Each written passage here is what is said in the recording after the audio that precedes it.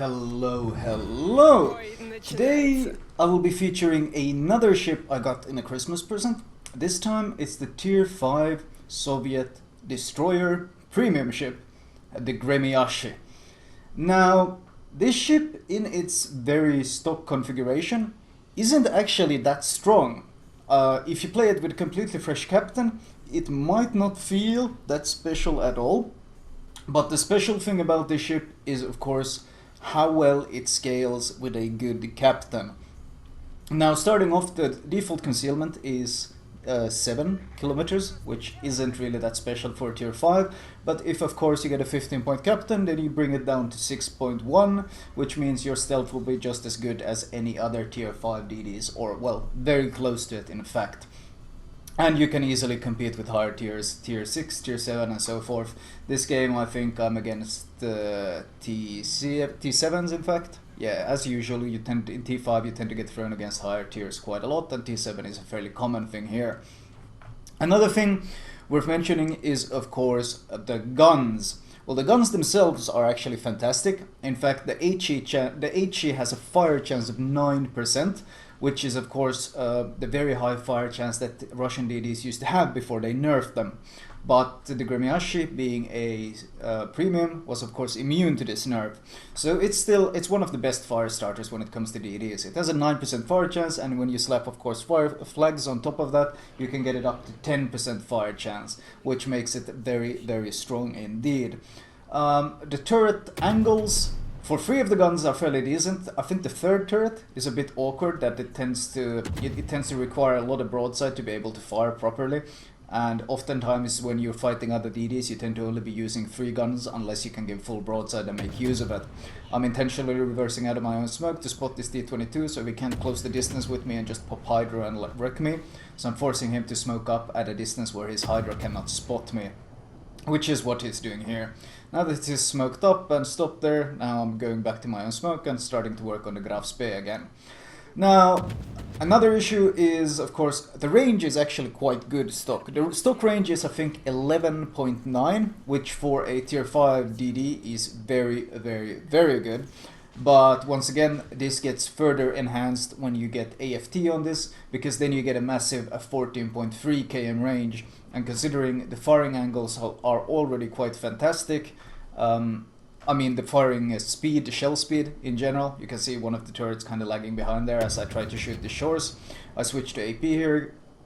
So the shell velocity is very good, and these shells themselves hit very, very hard. In fact, you can see that this shores is taking significant AP damage, and if I can just hit the right spot, I can even citadel him with this. That's a tier 7 cruiser I'm citadeling. You can citadel almost all the cruisers that you'll end up facing on the Gremyashchy.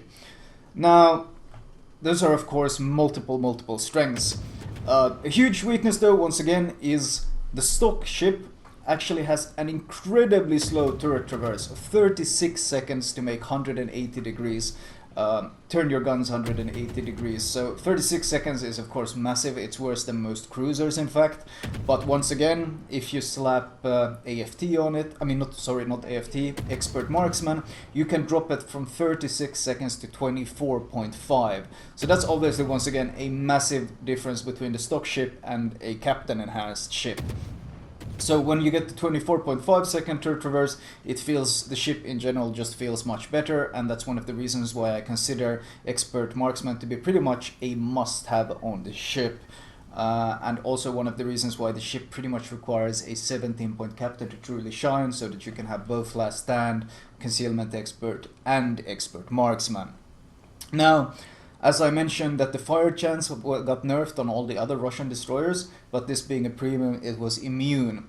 Well, the same thing you see also happened to the stealth firing. In the past, Soviet or Russian DDs could stealth fire quite comfortably, but it was considered fairly overpowered, especially on ships like the Khabarovsk and the Udaloy and such. So they decided, and the Kiev I think as well, so they decided to nerf it. But once again, the Gremyashchy, being a premium, it was immune to this nerf.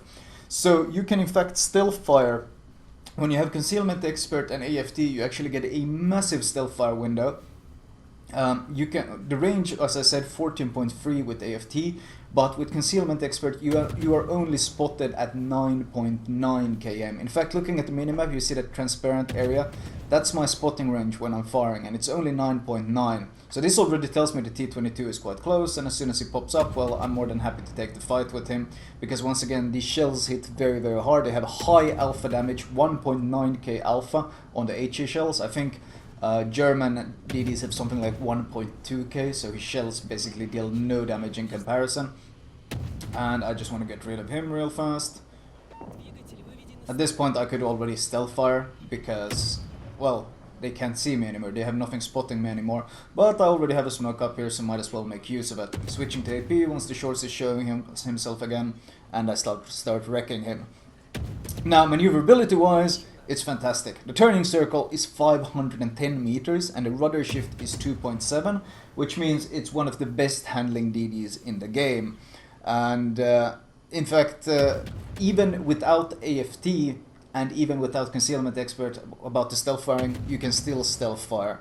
So just a god tier at that. What else could be mentioned? Oh, the torpedoes. The torpedoes are actually quite usable. They have an 8 km range and deal 14.4k damage. So once again, you can of course stealth torpedo quite easily, even without Captain Perks, but with Captain Perks even easier. They do 55 knots, so not that fast, but for tier 5 ship, quite good. And of course 6 torps possible to launch. So it's a good tool, but ultimately the ship is more about the guns than the torps themselves, because the guns are of course such a fantastically strong tool. The torpedo angles aren't the best, but questionable if how much you end up using them to begin with. And now, what else could we mention about this ship? Yeah, launching my torps now, since I predict he will turn in, and the Nagata is coming this way, so I like doing these kind of torps. I mention them often on my gearing, where I try to go for... I aim my torps at situations where ships might cross or overlap, so I have a higher chance of hitting one ship or the other, or even multiple ships if possible. But ultimately this ship, when you get a new one with the stock captain, it doesn't feel... I mean, you kind of wonder, why is this ship considered so overpowered? Why is the ship considered so strong? But then as your captain levels up, the ship becomes exponentially stronger. It's almost scary how much more powerful it becomes. Oh, the Gneisenau will just barely manage to dodge, but once again I went for an overlapping position, so the Nagata will probably not be quite as lucky. He tries to dodge as well, but he's gonna eat 2 of the torps, which is a nice chunk of damage. As said, the torpedoes aren't bad at all. There, the Nagata, in fact, I kinda wanna get some fires on him. I mean, I'm gonna get spotted if I fire at him here. Koenig is also kinda pushing in, but you know what, whatever.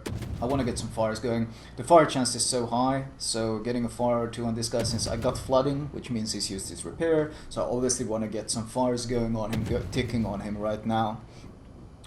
But ultimately the Gremyashchy, it's just a fantastic ship. The AP deals 2.5k per shell, so when you start landing those citadels on cruisers, you see as soon as he slips... Oh, actually no, smoke up, never mind, sorry, my bad. But 2.5k citadel, so you actually have the potential of dealing 10k damage to cruisers per volley if you score 4 citadels at a time. And that's actually a very, very scary threat, because your citadel potential against most cruisers is very high. Now there are some exceptions. This is a very good exception. The Furutaka is of course fairly known for being pretty much the tankiest tier 5 cruiser in the game right now. If this was a Kirov, an Omaha, any other tier 5 cruiser, I'd be absolutely wrecking him with citadels. But because it is Furutaka, actually scoring those citadels is significantly harder, because this ship has much better armor than the rest of them and a much harder citadel to hit.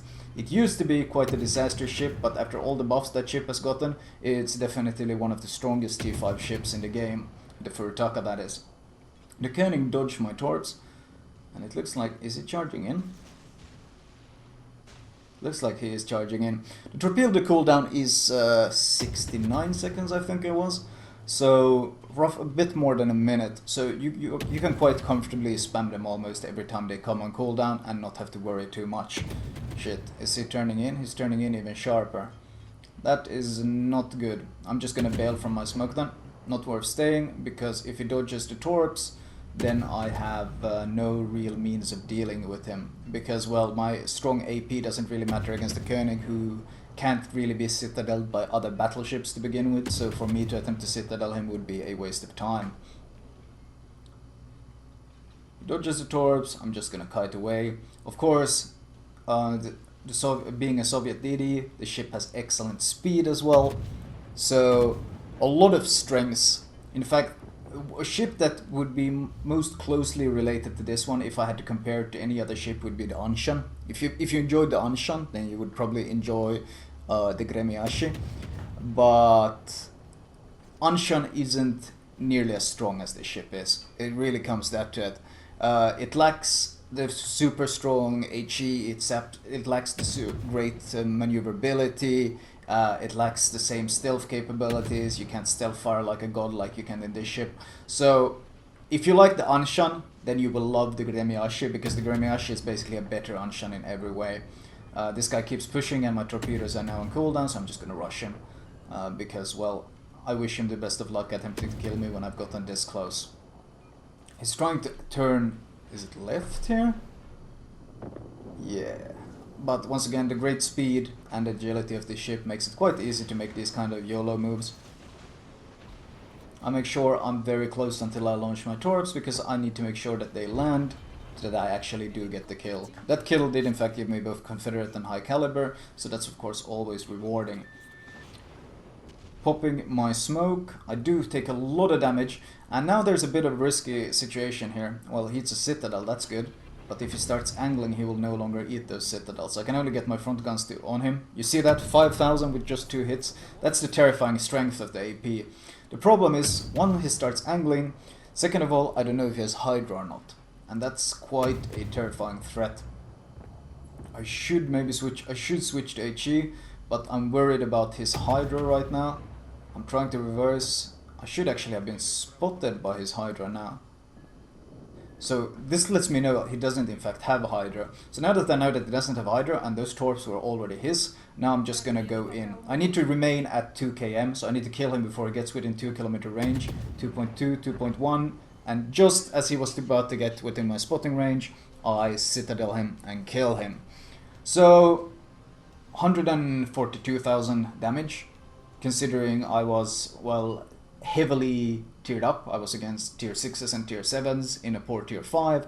But once again, first of all, being a DD, you don't suffer nearly as much from the horrible matchmaking, because DDs punch up much better. And ultimately it was, what, a 12 minute 40 second game. And I still managed to accumulate, what, 25,000 Captain XP with the bonuses, and of course 500k credits. So the Gremyashchy does deserve its reputation as one of the most overpowered premiums in the game. Seeing as it's my first time covering this, I'll go over my build as well. Consumable wise, I recommend at least the premium smoke, and if you can afford it, the premium repair. Upgrade wise, main armament mods, increases turret and torpedo tubes, aiming systems mod, and finally propulsion mod, so because losing engine is the worst thing that can happen to a DD. Captain perks wise, basic firing training, speed up that reload, last stand, superintendent, AFT, and concealment expert. And then with the 16th and 17th point, you put into expert marksman to get that good turret traverse that you will absolutely need. Now it's worth mentioning, before you can get expert marksman, I recommend using the main battery mod too. This will kind of compensate for your lack of expert marksman and make the ship much more enjoyable to play until you can get it. Because having those default 36-second turning duration turrets is an absolute nightmare, and there's no way you can skip last stand. Skipping last stand is just absolutely idiotic. So until you get the points for expert marksman, I recommend using that module instead to compensate for the horrid turret traverse that you will otherwise experience. Now default camo only gives 30% XP. You saw I showed the way it looks, so that's why I'm running Ocean Souls right now, because it makes leveling up my captain significantly faster. Anyway, that was my Gremy commentary. I hope you guys enjoyed it.